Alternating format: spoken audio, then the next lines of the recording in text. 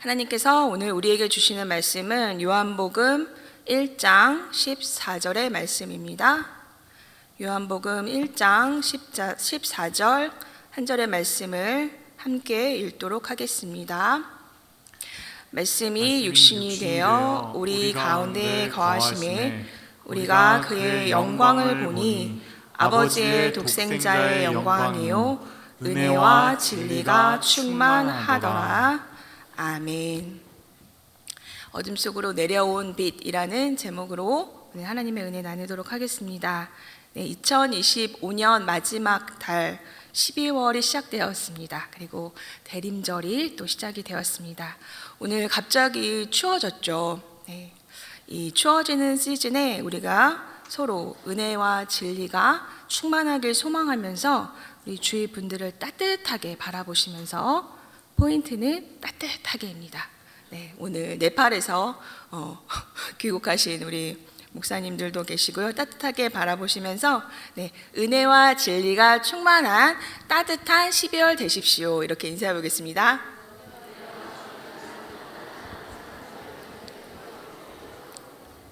네, 감사합니다. 따뜻함이 흘러나오고 있습니다.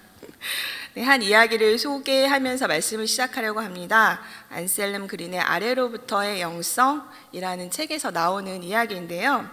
한 얼간이가 있었습니다. 아버지의 요청으로 바른 것을 배우기 위해서 이국 땅으로 떠나게 돼요. 집에 돌아왔을 때 이제 아버지가 이렇게 물어보죠. 무엇을 배웠느냐 이렇게 질문을 하니까 그 첫 번째 대답이 예 아버지, 저는 개들이 어떻게 짖는가를 배웠습니다. 이렇게 대답을 했습니다. 그리고 또 두 번째 대답은요, 새들이 어떻게 말하는가를 배웠습니다. 이렇게 대답을 하는 거예요. 그리고 마지막에 이 얼간이 아들이 이국 땅에서 배운 것은 개구리들이 어떻게 노래하는가를 배웠습니다. 이렇게 말을 하는 거예요. 이러한 아들의 대답에 아버지가 이제 생각을 합니다. 우리 아들이 이제 지성적인 작업을 할 수 있는 아들은 아니구나. 가능성이 없구나 생각이 들어서 크게 실망을 합니다. 그리고 이제 이 아들을 밖으로 쫓아내버리고 말아요. 쫓겨난 얼간이가 정처 없이 걸어다니다가 한 성에 도착을 합니다. 그리고 그곳에서 하룻밤을 머물게 되는데 그 성에서 이게 주인이 내어준 잠자리가 개들이 사납게 지저대는 성탑뿐이었어요. 이 개들은 이미 수많은 사람들을 물어 뜯은 그런 경력이 있는 아주 사나운 놈들이었습니다. 그런데 이 얼간이가 무엇을 배웠죠? 개들이 어떻게 짖는가를 배웠지 않습니까? 그래서 그는 이제 두려움 없이 먹을 것을 가지고 성탑 안으로 들어가요. 그리고 그 짖어대는 개들에게 매우 다정한 태도로 말을 하기 시작합니다. 그러자 그는 개들이 보물 하나를 지키느라고 이렇게 사납게 짖고 있다는 것을 알게 됩니다. 그리고 그 개들이 그에게 보물이 어디 있는지 그리고 그 길을 어떻게 가는지 알려주고 그 보물을 꺼내는 것까지 도와주는 그런 이야기입니다. 여러분이 이와 같은 상황이면 어떻게 하시겠어요? 여러분이 얼간이라는 뜻은 아니고요. 어떤 성탑에 갔는데 내가 사나운 개들을 만나게 된 겁니다. 이 책에서 말하는 것은 우리 안에 하나님께서 숨겨놓은 보물이 있다는 거예요. 그런데 그렇게 내 안에 숨겨진 보물에 다가가기 위해서 이렇게 사납게 짖는 개들과 대화를 할 수 있다라는 것을 이야기를 해주는 겁니다. 이 사납게 짖는 개들이 의미하는 것은 나의 고통, 나의 문제, 나의 두려움, 또 나의 상처, 이런 것들이 나의 에너지를 소진시키는 그런 존재들이라고 할 수 있어요. 그래서 많은 사람들이 화나 짜증이나 시기심이나 우울감이나 무기력과 같은 의욕상실, 이런 문제들을 만나게 되면 일단 자신 안에 이렇게 부정적인 감정이 일어난다는 것에 대해서 당황을 합니다. 여러분 당황하시죠? 네, 저는 당황을 하는데 그리고 그렇게 느끼는 자신을 부정적으로 판단을 하게 돼요. 그리스도인들에게 사실은 이러한 강박이 더 많습니다. 나는 빛 가운데 거하는 존재인데 여전히 나에게 이런 것들이 왜 이렇게 올라올까? 이렇게 받아들이기가 힘들죠. 그리고 이것들을 어두운 곳에 이렇게 가둬버리는 것을 우리가 하게 돼요. 아니면은 이 부정적인 것들을 해결하기 위해서 열심히 노력을 하게 되는 거예요. 예를 들어서 이제 걱정과 불안이라는 부분에 대해서 한번 생각을 해볼게요. 한국 사회는 불안 사회다 이런 말이 있죠. 그만큼 사람들의 이제 불안도가 한국은 굉장히 높습니다. 그래서 현대인들은 이것을 치료하려고 이제 그 약물을 쓰기도 하고요. 열심히 극복하려고 노력을 해요. 그리고 저희처럼 이제 그리스도인들은 하나님께서 이러한 원인들, 그 걱정과 불안의 원인들을 하나님께서 없애주시거나 아니면 이 불안 자체를 없애달라고 열심히 기도할 수가 있습니다. 사실 하나님께서 정말 이렇게 강권적으로 우리를 치료해 주기도 하세요. 그런데 문제는 삶에서 이런 문제들이 완벽하게 해결되지 않고 우리 삶에서 계속해서 이제 고개를 든다는 거예요. 하나님께서 다 치료해 주셨는데, 내가 그때 예수님 만났을 때 정말 강권적인 치료를 받았는데 왜 이런 일들이 다시 일어나는가? 뭔가 내 잘못으로 이런 것들이 다시 찾아온 건 아닐까 하는 그런 생각을 하게 되는 거죠. 그래서 그 다음부터 더 열심히 이제 기도하고 또 이 감정에 대해서 이제 대적할 수도 있고, 예수님의 이름으로 대적하면서 쫓아낼 수도 있고, 또 정 안 되면 이거는 이제 또 약을 먹어야 된다고 해서 약을 먹기도 하고요. 이 모든 것이 이제 그 걱정과 불안이라는 것 자체를 이제 문제로 보고 그것을 해결하려는 열망이 있는 거죠. 어떻게 보면은 이제 너무 당연한 겁니다. 그런데 이제 여기에서 말하는 것은 이러한 방향성만을 잡으면 그 걱정과 불안이 우리에게 전달하고자 하는 그 의미가 있을 수 있는데 그것을 이해하지 못하게 된다는 부분을 이야기를 합니다. 그래서 이제 또 다른 하나의 방향성을 제시를 해주는데요. 하나님께서 이 문제를 해결해 주시지 않는 것이 아니고요. 이것을 통해서 우리 안에 더 깊숙한 보물을 발견하는데 이것을 허용하실 수 있다라는 것입니다. 실존적으로 인간에게 불안과 걱정이 없다면 우리는 절제를 하지도 않을 거고 또 지속적으로 무리를 하게 됩니다. 그런데 이 걱정과 불안이요, 또 우리의 완벽주의 때문에 오는 경우도 있습니다. 그런 경우가 많습니다. 이럴 때는 이제 심리 치료를 통해서 우리의 잘못된 인식을 바꿔 나갈 수가 있어요. 예를 들어서 어떤 일을 완벽하게 하지 못할까봐, 또 완벽하게 해내고 인정받고 싶은 그런 욕구가 있고, 또 부족함 때문에 내가 창피를 당할까봐, 나는 창피당하면 안 되는 사람인데, 이러한 완벽주의로 인해서 걱정과 불안은 이러한 완벽주의로 인한 걱정과 불안은 우리가 이제 그 메시지를 바꾸는 방법이 있어요. 예를 들어서 내 안에 잘못된 메시지, 이런 메시지가 있을 수 있습니다. 나는 단 하나의 잘못이라도 해서는 안 돼. 그렇지 않으면 나는 무가치한 존재야. 나는 나의 부족한 면과 허물을 드러내서는 안 돼. 그렇지 않을 경우에는 모두가 나를 거부하고 외톨이가 되고 말 거야. 이러한 메시지가 내 안에 있다라고 생각을 할 때 이것을 이제 조금 더 인간적인 모습으로 바꿔주는 거예요. 조금 더 받아들이면서 나를 수용해주는 메시지로 바꿀 수가 있는데 다음과 같은 메시지로 바꿀 수가 있습니다. 여러분 한번 같이 읽어주실 수 있을까요? 나는 본래 주어진 모습대로 살아가도 돼. 나는 실수할 수 있는 존재이므로 실수할 수 있어.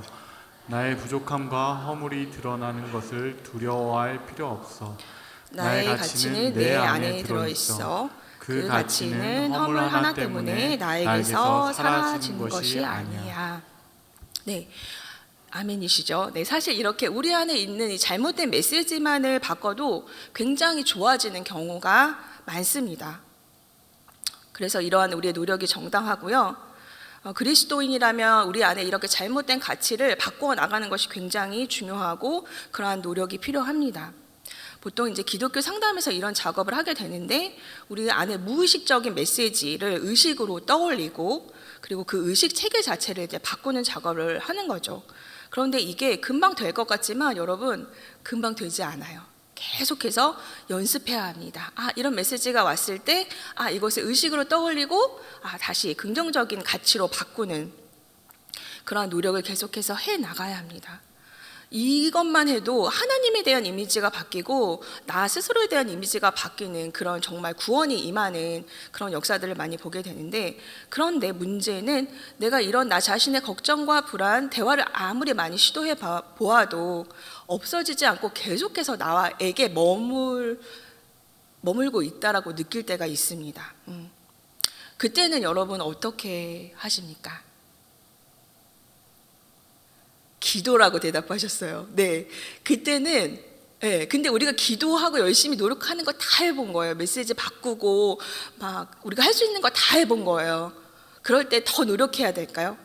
그럴 때 해야 되는 것은 뭐냐면요, 이 걱정과 불안의 존재를 그냥 인정해야 돼요. 그리고 나서 그것과 이제 대화를 시도하는 거예요. 아까 사납게 짖는 개들이 있다 그랬잖아요. 그것에게 다가갈 때 우리가 친절하게 대화를 해야 되거든요. 그런데 그렇게 대화를 시작하고 그 속에서 이제 우리의 이러한 느낌과 욕구와 고통들 속에서 하나님의 음성을 듣는 거예요. 우리의 인간의 그 실존의 가장 아래 그 바닥부터 이제 접근을 하는 거잖아요. 그래서 안셀름 그린은 이것을 아래로부터의 영성이라고 부릅니다. 이제 정리를 해서 말하면 우리가 이 인간으로서 실존적인 부분을 거부하지 않고 그것을 억압하지도 않고 그것을 오히려 매개로 해서 하나님께 더 깊이 나아가는 것을 이야기를 하고 있어요. 그렇게 할 수 있는 이유가 바로 인간의 몸을 입고 이 땅 가운데 오신 예수님 때문이에요.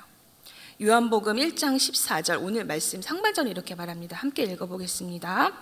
말씀이 육신이 되어 우리 가운데 거하심에. 네, 새한글 성경 번역에는 이렇게 되어 있어요.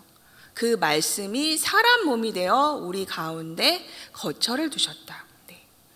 육신이 되셨다라는 것은 예수님이 우리와 같은 사람의 몸을 입고 오셨다라는 것입니다. 예수님이 오실 때 멋지게 완성된 모습으로 오신 게 아니죠. 가장 연약하고 취약한 모습, 아기의 모습으로 우리에게 오셨다라는 사실이에요. 예수님은 우리와 같은 인간으로서 인간의 가장 취약한 모습을 누구보다도 잘 알고 경험한 분이었습니다. 그리고 인간이 당할 수 있는 최고의 형벌인 십자가의 형벌을 받으셨죠. 그래서 히브리서 4장 15절에는 이렇게 이야기합니다. 저희 새한글 성경 버전으로 한번 읽어보도록 하겠습니다. 우리의 대제사장님은 우리의 약한 것들을 공감할 수 없는 분이 아니십니다. 모든 면에서 우리하고 똑같이 유혹을 받은 적이 있으십니다. 그러나 죄를 짓지는 않으셨습니다. 우리의 약한 것들을 모두 공감할 수 있는 예수님으로 인해서 우리는 우리의 인간됨 그리고 우리의 실존을 무시하지 않고 거기로부터 출발해서 그 연약함과 취약함 속에서 그 아래로부터 하나님을 발견할 수 있다라고 하는 것입니다. 우리의 고통과 질병과 상처들 하나님께서 강권적으로 치유해 주십니다. 여러분 그것을 믿고 나아가십시오. 열심히 기도하십시오. 그런데 그러한 치유와 강권적인 역사를 경험하고 나서도 우리는 여전히 고통과 질병과 상처들을 가지고 살아갈 수밖에 없다라는 그 현실을 우리가 부인할 수가 없죠.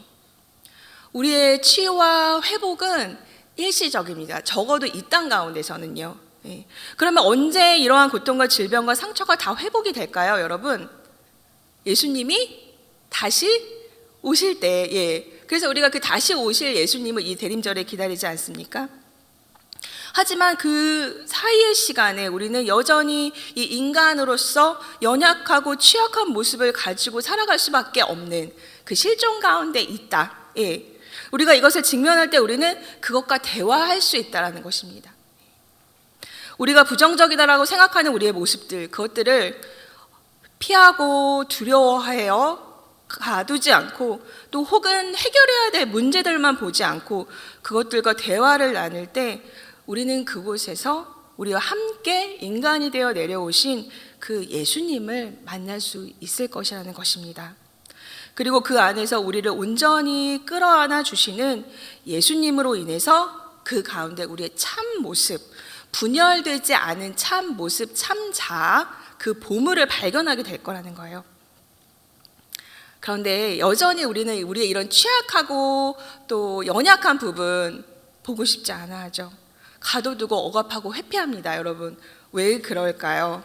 성경에서는 이렇게 말하고 있어요. 요한복음 3장 19절입니다. 함께 그 정죄는 이것이니 곧 빛이 세상에 왔을 때 사람들이 자기 행위가 악함으로 빛보다 어둠을 사랑한 것이니라. 악을 행하는 자마다 빛을 미워하여 빛으로 오지 아니하나니 이는 그 행위가 드러날까 함이요. 네. 우리의 거짓 자아는 항상 드러날까 두려워해요.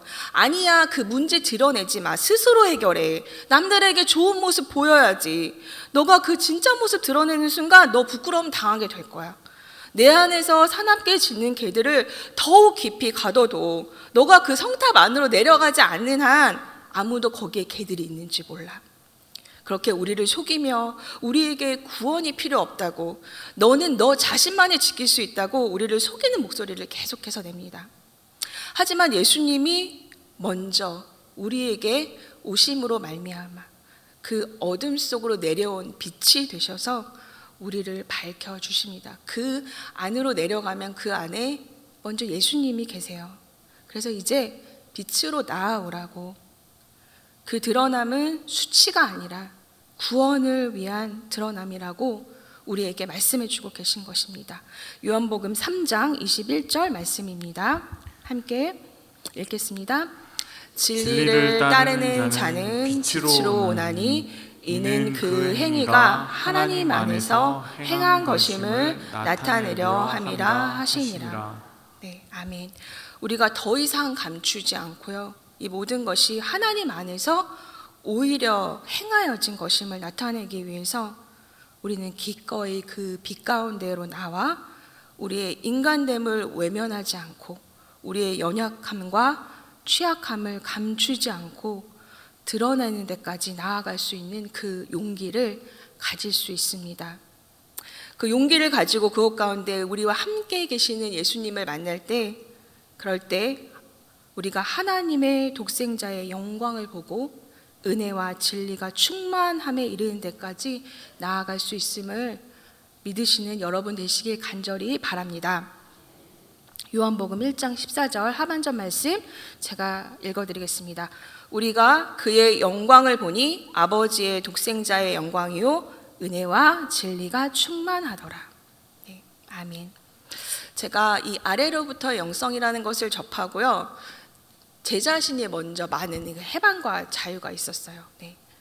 어쩌면 인간으로서 당연히 겪어야 되는 그런 고통의 문제들을 저는 굉장히 많이 해결하려고, 또 그것을 완벽하게 해결하려고 많이 노력했던 것 같아요. 그런데 그것들을 그냥 우리 삶의 친구와 같은 동행하는 존재로 그대로 인정을 하고 나니까 정말 큰 해방과 자유가 찾아오더라고요. 그러니까 우리가 완벽한 사람, 하늘에 사는 사람이 아니고요, 우리는 이 땅에 발을 내딛고 살아가는 사람들이에요. 그 인간들 가운데 우리 예수님께서 인간이 돼서 직접 오신 것입니다. 다시 부정적인 감정과 생각들이 찾아올 수 있어요. 그런데 그것이 내가 이거는 정말 바로 물리쳐야 되는 생각이다, 물리치십시오. 그런데 내가 아무리 노력해도 되지 않을 때 있어요. 그럴 때 이 다른 방향성을 생각해 보시면 좋겠습니다. 그 아래로부터 시작을 하는 거예요. 그리고 이것을 통해서 하나님께서 더 깊은 곳으로 또 혹은 우리에게 말씀하시고자 하는 것이 있는지, 보물을 발견하게 해주시고자 하는 것이 있는지를 생각해 보게 됩니다. 그럴 때 그 감정과 생각과 대화를 하다 보면은 어떤 보물들을 우리가 분명히 발견하는 때가 있습니다. 그런데 이 아래로부터 영성이 궁극적으로 지향하는 것은요, 그 보물을 발견하는 것이기도 하지만 그것에 그치지 않고 우리의 모든 가능성이 한계에 다다랐을 때 그 믿음이란 무엇인지, 그 믿음을 더욱 깊이 하도록 나아가는 데 있습니다. 말씀을 이제 마무리하면서 한 집사님의 믿음의 여정을 나누고 싶어요. 그래서 말씀을 준비하면서 그 집사님의 이야기가 떠올랐는데, 그래서 여쭤봤습니다. 혹시 설교 때 이야기를 나눠도 되냐고. 이분은 제가 이제 꽤 오랫동안 알고 계신 분인데 오랫동안 이 강박적인 불안, 또 내가 떨쳐낼 수 없는 그런 생각들 때문에 굉장히 힘들어하는 분이셨어요. 근데 기도 굉장히 열심히 합니다. 성경 통독 하루에 1시간 이상 하시고 묵상하시고, 그런데 불안이 너무 심해져서 이제 잠을 이루지 못하시는 거죠. 목소리도 막 덜덜덜 떨리고. 근데 그 원인이 있었어요. 외부적인 원인이 있었어요. 사람을 대하는 일을 해야 되는데 이 사람 때문에 이제 힘든 거죠. 내가 잘 못하면 이게 수입이랑 연결이 되니까. 그래서 이제 불안도가 점점 너무 높아져서 내가 그것을 어찌할 수 없는 상황 가운데 이제 이르게 된 거예요. 그래서 이제 막 목소리가 정말 이게 몸에서 그 불안이 느껴질 정도로.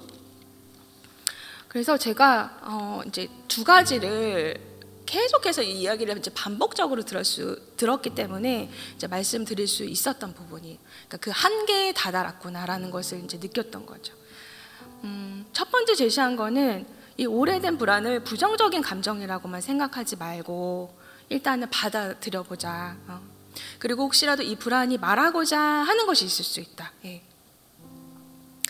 그리고 그 불안과 대화를 해보자. 예. 좀 어렵죠. 막연하죠. 예. 그리고 무엇보다도 이 문제를 내가 스스로 해결할 수 없는 것을 완전히 인정해보자. 예. 그러니까 노력하지 않는 거예요. 수용하는 거예요. 그리고 이제 이 집사님이 두 번째 기도 제목이 있었는데, 그게 이 일을 내가 너무 불안도를 이 일이 높이니까 이 일을 그만둘 것인지. 그런데 제가 제시한 이제 두 번째 것은 무엇이었냐면, 이 일 자체를 그만두어야 될지 아니면 계속 해야 될지를 기도하는 것이 아니라 하나님께서 이 일을 허락하셨는지, 예. 어떤 불안과 걱정이, 근심이, 어려움이 따라오더라도 이것을 하나님께서 허락하신 일이라면 내가 그 불안과 걱정까지도 나의 친구로 여기고 함께 갈 수 있지 않겠냐. 예. 그 두 가지를 제시를 해드렸어요. 그러니까 계속해서 똑같은 이야기를 이제 몇 년째 반복하다가 이런 이야기를 하게 됐고, 집사님께서 이제서야 조금 자신의 한계에 다다랐다는 것을 인정을 하실 수 있게 되신 것 같아요. 예.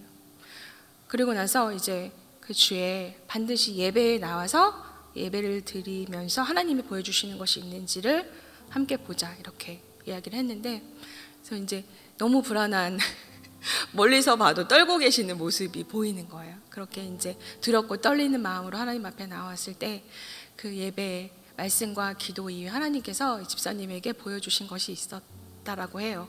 그것은 이제 원석, 이제 돌인데 하나님께서 이 돌을 아름다운 보석으로 깎아 가고 계시는 거예요. 그런데 그 깎이지 않은 부분이 더 많다라는 거예요. 그리고 나서 그 일이 있었는지 몰랐는데 얼마 뒤에 만나서 다시 이야기를 하는데 목소리가 달라진 거예요. 목소리가 달라지고 뭔가 이렇게 막 중심이 서 있고, 그래서 혹시 무슨 일이 있었냐고 그랬더니 하나님께서 그것을 보여주셨다고. 근데 이제는 전혀 불안하지가 않다라고 말씀을 하시더라고요. 예. 사랑하는 여러분, 이 불안을 통해서 하나님께서 이 집사님의 모습을 보여주신 거예요. 하나님께서 하시는 일을 드러내신 거죠. 만약에 우리가 불안 자체를 이렇게 문제라고만 생각하고 없애야만 하는 것이다라고 생각을 하면 아마 그 원인, 그러니까 그 하나님의 다가오심을 우리가 눈치채지 못하고 어쩌면 계속해서 그 극심한 불안 가운데 살아가야 할 수도 있었겠다라는 생각이 들었습니다. 그 불안이 가장 극심한 때에 그 한계를 인정하고 대화로 나아갔을 때 하나님께서 그것을 빛으로 비춰주시고 구원의 역사를 일으키신 거죠. 우리 아이들을 볼 때도 마찬가지예요. 정서에 문제가 있는 아이들이 굉장히 많지 않습니까? 또 그 정서로 인해서 행동의 문제. 이 아이들을 바라볼 때 그 문제 정서가, 그 문제 행동이 가리키고 있는 이 아이의 존재의 모습이 있어요. 우리가 그것을 볼 수 있어야 됩니다.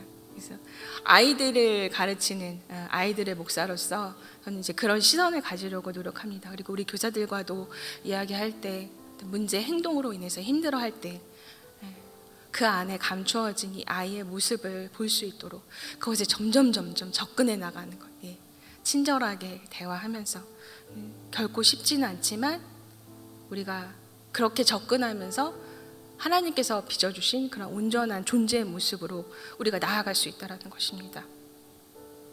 그렇게 할 수 있는 이유, 우리가 우리의 어둠을 감추지 않고 빛 가운데로 드러낼 수 있도록 이 어둠 속으로 내려오신, 이 아래로 내려오신 빛, 예수님 때문에 그것이 가능함을 이 시간 믿음으로 고백할 수 있는 여러분이 되시기를 간절히 바랍니다.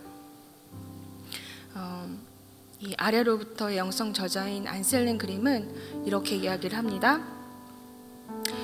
내가 스스로의 힘으로는 자신이 빠져있는 시궁창에서 도저히 헤어나올 수 없는 한계 상황에서 내 힘으로는 나를 개선해 나갈 수 없을 때 하나님의 개별적이고 인격적인 깊은 새로운 관계가 시작될 수 있다.